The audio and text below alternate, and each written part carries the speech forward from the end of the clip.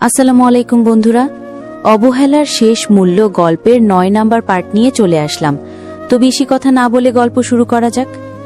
সকালে রেডি হয়ে রুমের দরজা খুলে দেখি রিয়া খোলা চুলে দাঁড়িয়ে আছে। রিয়াকে পেছন থেকে এতটা সুন্দর লাগছে যে বলার বাহিরে। আমি শুধু বললাম, শুভ সকাল। রিয়া পেছনে ফিরে আমার দিকে তাকিয়ে বলল, এতক্ষণ আপনার ঘুম ভাঙল? ঘুম তো অনেক আগেই ভেঙেছে। তা বাসায় যাও নাই? তোমার বাবা মা আসে নাই নাকি? বাবা মা তো রাতেই এসেছে, এখানে আসলাম হাওয়া খেতে, আর বাবা আপনাকে নিয়ে যেতে বলল। ও তাই বলো, এখানে কখন আসছো? অনেকক্ষণ হয়েছে এখানে এসেছি।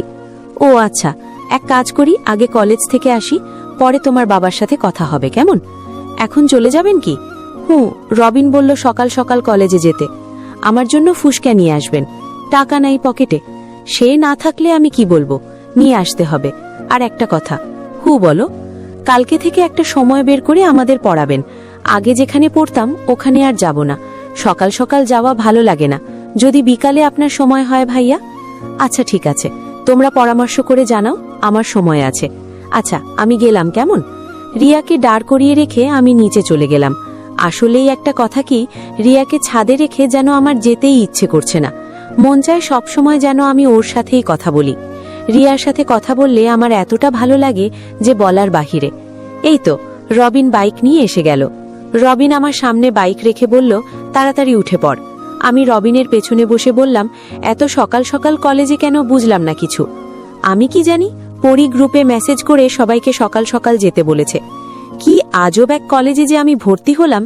কেন, কি হয়েছে? কিছুই হয় নাই। আমার একটা হেল্প করতে পারবি? বল। আমার পার্ট টাইম একটা জব লাগবে, তুই খুঁজে দিতে পারবি? ও এই কথা, তুই কোনো চিন্তা করিস না, আমি দেখব নে। কলেজ সামনে বাইক রেখে বলল, তুই নেমে দাঁড়া, আমি বাইক পার্ক করে আসছি। কিছুক্ষণ পর রবিন আমার পাশে দাঁড়িয়ে বলল, এখন চল।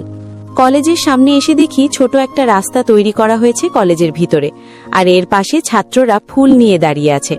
আমি এসব দেখে রবিনকে বললাম, আমাদের হয়তো ফুল নিয়ে দাঁড়াতে হবে, কিন্তু এখানে আসছে কে এটাই তো বুঝতে পারছি না। হঠাৎ করে পরি আমাদের দিকে ইশারা করে বলল, আমি যেন এই রাস্তা দিয়ে হেঁটে আসি, আর রবিনকে দাঁড়াতে বলল।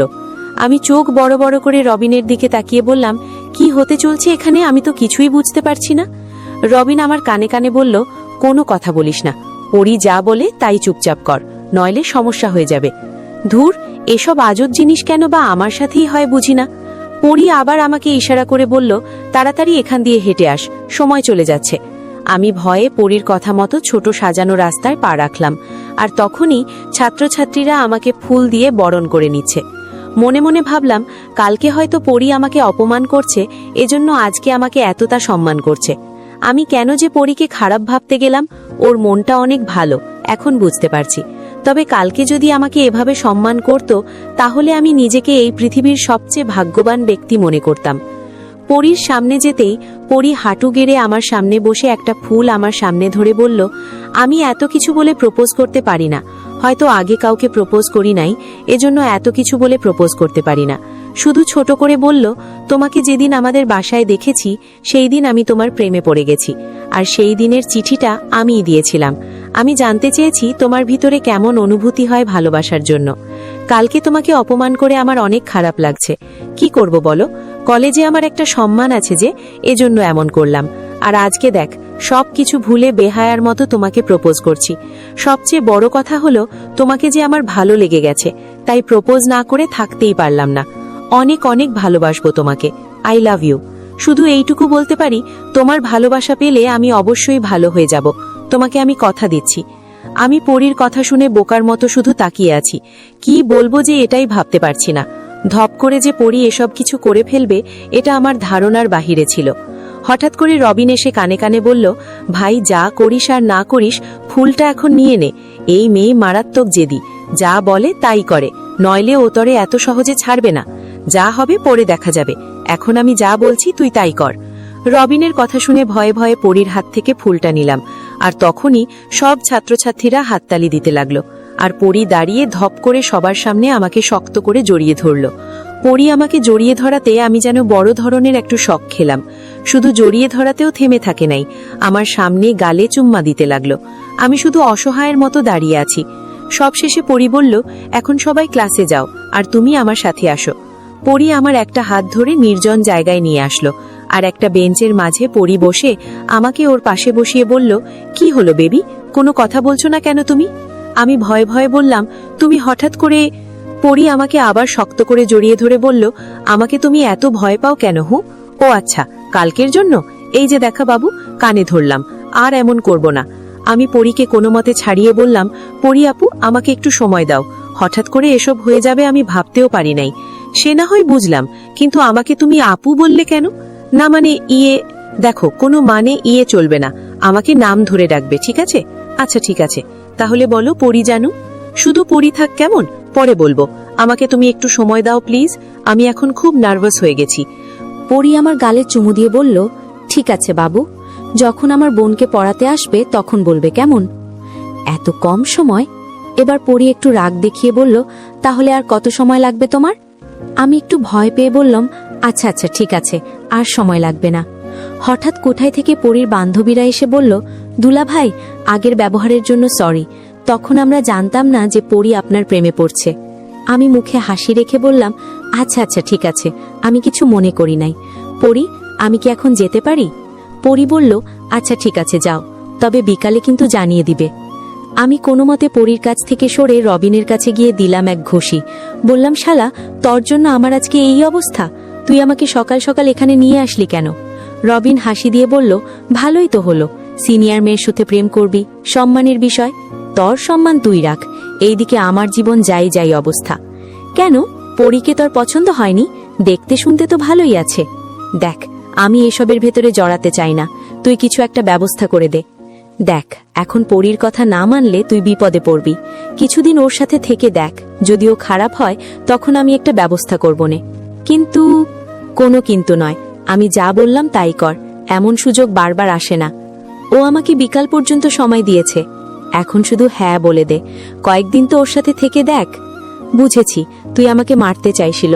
ধুর, এত টেনশন করিস না, আমার গার্লফ্রেন্ড আছে না, গার্লফ্রেন্ড থাকা খারাপ কিছু না, বরং সিনিয়ররা ভালোবাসে বেশি। কি জানি বাবা, আমি এত কিছু জানি না। দেখ, সবাই তোর দিকে কেমন অবাক হয়ে তাকিয়ে আছে, কেউ আর তোর সাথে বেয়াদবি করতে সাহস পাবে না। এর ভিতরে কোথায় থেকে একটা ছেলে এসে বলল, কি ব্যাপার রবিন, তোর এই ছেলের সাথে কিসের সম্পর্ক? রবিন ছেলেটাকে বলল, ও আমার বন্ধু হয়, তা তোর এসব জেনে লাভ কি? আর তুই সিনিয়র, তাই আমি বলছি এখানে কোনো ধরনের ঝগড়া করিস না, যা একটু সম্মান পাস পরে তাও পাবি না। ছেলেটা আমার দিকে তাকিয়ে বলল, তোর সম্মান আমার লাগবে না, এখন তুই এখান থেকে যা, তোর বন্ধুর সাথে আমার কিছু কথা আছে। আমি এবার বললাম, কে ভাই আপনি, আর ও এখানে থেকে কেন যাবে? যদি কিছু বলতে হয় এখানে বলেন। ছেলেটা এবার বলা শুরু করলো, দেখ, পরি তোরে প্রপোজ করছে বলে হিরো হয়ে যাস না, শুধু পরির জন্য আমি এই কলেজে ভর্তি হয়েছি, ও শুধু আমাদের ভিতরে যে আসবে তাকে কেটে টুকরো টুকরো করে দিব। রবিন ছেলেটার কথা শুনে বলল, আমার বন্ধুকে প্রপোজ করছে পরি, আর ও প্রেম করবেই, তোর যদি ক্ষমতা থাকে তাহলে তুই ওকে আটকিয়ে দেখ। ছেলেটা হাসতে হাসতে বলল, মাছির গায়ে আমি আঘাত করি না, তবে তোর কপালে খুব দুঃখ আছে রে। ছেলেটা চলে যাওয়ার পর দূর থেকে ছেলেটার বন্ধু আমার দিকে আঙুল দিয়ে গলা দেখিয়ে বলল, ওটা কেটে হাতে ধরিয়ে দিব, মনে রাখিস। এবার আমি রবিনকে বললাম, ওরা কে রে? আর বলিস না, ওর বাবা হলো এই কলেজের সভাপতি, পরির সাথেই পড়ে। আমি জানি ও পরির পিছনে পিছনে ঘোরে, কিন্তু কে জানে আজকে তোরে। বাদ দে এসব, সবকিছু আমি দেখে নিব। তরে যে বলছিলাম পিস্তলের কথা, কি হয়েছে? আরে বেডা, আস্তে বল, মানুষ তো শুনবে। শুনলে আমার কি করার আছে, তরে যেটা বললাম সেটা কর। আমার ব্যাগে আছে, তুই বললি আর আমি নিয়ে আসবো না, তা কি হয়? ধন্যবাদ তরে বন্ধু। আচ্ছা, ক্লাসে চল, নইলে দেরি হয়ে যাবে। চল। ক্লাস শেষ করে মাঠে যেতেই দেখি পরি দাঁড়িয়ে আছে। আমি পরিকে দেখে বললাম, রবিন, তাড়াতাড়ি এখান থেকে চল, পরি দাঁড়িয়ে আছে, দেখলি? আমি এই কথাটা বলতে বলতে পরি আমাদের সামনে এসে বলল, রবিন, তোমার গার্লফ্রেন্ড দাঁড়িয়ে আছে, হয়তো তোমাকে ডাকছে, দেখো। রবিন পরির কথা শুনে বলল, কোথায় দাঁড়িয়ে আছে? গেটের সামনে গিয়ে দেখো, দাঁড়িয়ে আছে।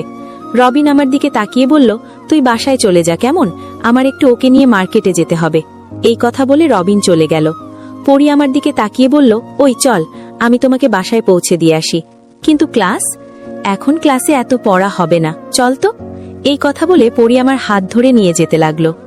কলেজ থেকে বের হওয়ার পর রাস্তায় গিয়ে বললাম, পরি, আমার হাত ছাড়, আমাকে একটু সময় দাও, আমার তো নিজেকে মানিয়ে নিতে হবে নাকি? পরি এবার মায়াবী চোখে আমার দিকে তাকিয়ে বলল, কলেজের সবাই আমাকে দেখে ভয় পায়, কেউ উচ্চ ভাষায় আমার সাথে পর্যন্ত কথা বলতে পারে না। সেখানে আমি তোমার কাছে মাথা নিচু করে বেহায়ার মতো একটু ভালোবাসা চাইলাম। আমি কি দেখতে এটাই খারাপ বলো? আমি কি সত্যি তোমার ভালোবাসা পাওয়ার যোগ্য নয়?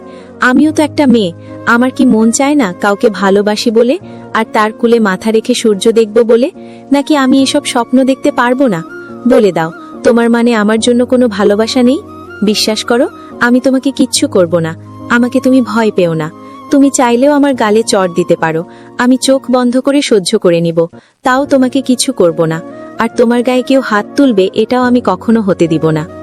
পরীর কথা শুনে খুব মায়া লাগলো আমার। এজন্য আমি পরীর একটা হাতের ওপর আমার হাত চেপে ধরে পরীর দিকে তাকিয়ে বললাম, বিকাল পর্যন্ত সময় আছে আমার, তোমাকে হতাশ করব না এইটুকু বলতে পারি। পরী এবার খুশি হয়ে আমার দিকে তাকিয়ে বলল, মন চাইছে তোমাকে একটা কিস করতে, কিন্তু তোমার যে অনুমতি নাই। আমি পরীর হাতে ছোট একটা চুমু দিয়ে বললাম, হয়েছে ম্যাডাম। পরী এবার একটু লজ্জা পেয়ে বলল, এখন চলো। কিছুটা সামনে যেতেই দেখি রিয়া আর ওর বান্ধবীরা রাস্তায় দাঁড়িয়ে আছে, হয়তো দূর থেকে আমাদের দেখেছে। আমি তাড়াতাড়ি পরীর হাত ছাড়িয়ে বললাম, দেখছো সামনে কে? কেন, ওকে বুঝি তুমি ভয় পাও? আরে ও পাগল একটা মেয়ে, আমার মাথা খেয়ে ফেলে সব সময়। কেন, তোমাকে তো কিছু করে নাই আবার? আরে কি বলবো তুমি, ওর বিয়ে ঠিক হয়ে গেছে। পরী অবাক হয়ে বলল, কি? ওকে জিজ্ঞাসা করো, তাহলেই তো হয়। রিয়ার কাছে যেতেই রিয়া আমাদের দেখে বলল, কি ব্যাপার পরী আপু, কাল কি শুনলাম ওকে শাস্তি দিয়েছেন, আজকে আবার ওর সাথে বিষয়টা কি? আমি রিয়ার কথা শুনে হাসি দিয়ে বললাম, কে পরী আমাকে শাস্তি দিয়েছে, কে বলছে তোমাকে? এই দেখ। আমি এটা বলে পরীর গালে ছোট করে একটা চড় দিলাম, যেটা দেখে রিয়া আর ওর বান্ধবীরা বড় বড় চোখ করে আমার দিকে তাকিয়ে আছে। রিয়া তো যেন এই কথাটা শুনে বড় ধরনের একটা শক খেলো। আমি পরীকে বললাম, পরী তুমি এখন চলে যাও কেমন, আমি ওদের সাথে যেতে পারবো। আচ্ছা ঠিক আছে, নিজের খেয়াল রাখবে। আর রিয়া, ওর যেন আবার কিছু না হয়, নইলে তোর 12টা বাজাবো। এই কথা বলে পরী চলে গেল।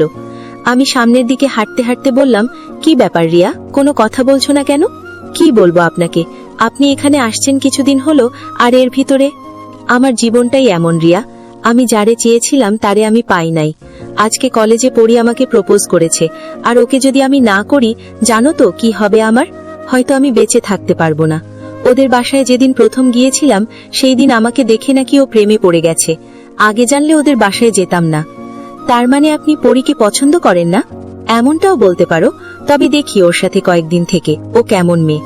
যদি ভালো হয় তাহলে চিন্তা করে দেখব, নইলে পরে না করে দিব। তাছাড়া জীবনে চলার পথে জীবনসাথী একটা প্রয়োজন আছে। ও তাই বলেন? তা এসব কথা যেন পরী কানে না যায়। আরে কি বলেন, আমাদের বিশ্বাস করতে পারেন। আর একটা কথা, বিকালে মিতুকে পড়াবো না, ওকে রাতে পড়াবো, আর তোমাকে বিকালে। আজকে বিকাল থেকেই। রিয়ার এক বান্ধবী বলল, না কালকে থেকেই ভালো হবে। তাছাড়া মিতুকে তো আপনি বলেন নাই নাকি? এটাও ঠিক। আচ্ছা ঠিক আছে, কালকে বিকাল থেকে। রিয়া আমার একটা হাত ধরে বলল, ভাইয়া ফুসকা খেতে মন চাচ্ছে, খাওয়াবেন না? রিয়া, আমার পকেটে টাকা নাই, তুমি জানো আমি এখানে আসছি কিছুদিন হলো, আর এর ভিতরে অনেক টাকা খরচ হয়ে গেছে। আরে আসেন তো, আজকে আমরা আপনাকে খাওয়াবো, ঠিক আছে? আমি মুচকি হাসি দিয়ে বললাম, তাহলে ঠিক আছে চল। সবাই মিলে ইচ্ছে মতো ফুসকা খেলাম। বিল অবশ্য আমি দিতে চেয়েছিলাম, কিন্তু রিয়া দিয়ে দিল। রাগী হলেও রিয়ার মনটা অনেক ভালো। বাসায় যাওয়ার পর গল্পটি এই পর্যন্তই। তো পরবর্তী পার্ট একটু পরে আপলোড দেওয়া হবে। তো যারা যারা আমার চ্যানেলটি এখনো সাবস্ক্রাইব করেন নাই, সাবস্ক্রাইব করে রাখুন এবং বেশি বেশি কমেন্ট করেন এবং লাইক করে পাশে থাকুন। আসসালামু আলাইকুম বন্ধুরা, অবহেলার শেষ মূল্য গল্পের 9 নাম্বার পার্ট নিয়ে চলে আসলাম। তো বেশি কথা না বলে গল্প শুরু কর।